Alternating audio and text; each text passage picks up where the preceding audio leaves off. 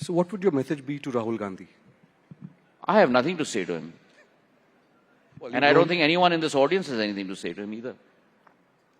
So Rahul Gandhi is talking about on the tariff deal, things about India being sold out, all of that. How would you respond to that? If you are so anti your own country in your mind, then I don't think this country has any place for you. When do we expect the next round of on telecom, on spectrum auctions? When do we expect to see that? The TRA has come out with their recommendations just a few days ago. Based on those recommendations, we will proceed to look at what the appetite for demand is. Shortly thereafter, we shall take a view and if there is an appetite for demand, come around with another round of spectrum auction. You have also, let me ask you one more question.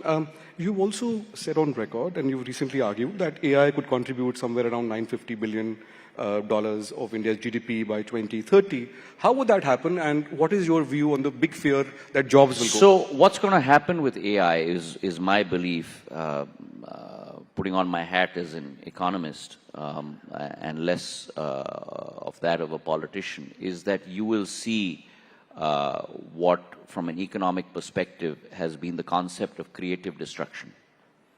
And you had creative destruction many times during humankind's history. You had it when, post the Second World War, when technology assumed significance again. You had it in Y2K. You had it in COVID, when there was a huge suppression of time where digitization just pole vaulted. And AI is going to be another inflection point. And unlike what a lot of skeptics say, I think is going to create more opportunities than extinguish them. There is going to be a huge amount of intellectual opening up for creativity across multiple sectors, from manufacturing to services. And that's where I believe now India is poised to take the lead. The Prime Minister, with his AI mission, close to about 2 lakh crores, looking at setting up, and in my generation, and I'm sure you'd agree with me, Nalin, I never thought that we'd be setting up semiconductor fabs in India. And you've got a multiple amount of fabs that are being today set up in India. So what India is setting herself up for, and this is what Prime Minister saw 12, 15 years before this has happened, is that the next revolution is going to come from technology. And we have to move, i.e. India has to move from being a services nation to a product nation. And that's only going to happen when the whole value chain of that ecosystem is going to be set up in India.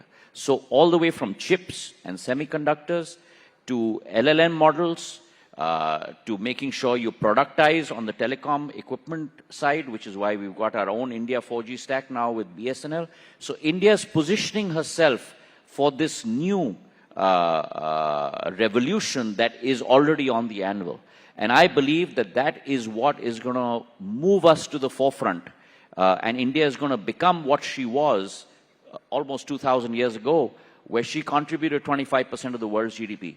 As an Indian citizen today, I have great confidence that by 2047, we will be leading the world on the stage in terms of contribution to GDP, an economic giant, and not only that, I believe that we will be a philosophical giant in terms of creating Vasudeva Kutumbakam and that prosperity for all notion for countries across the world.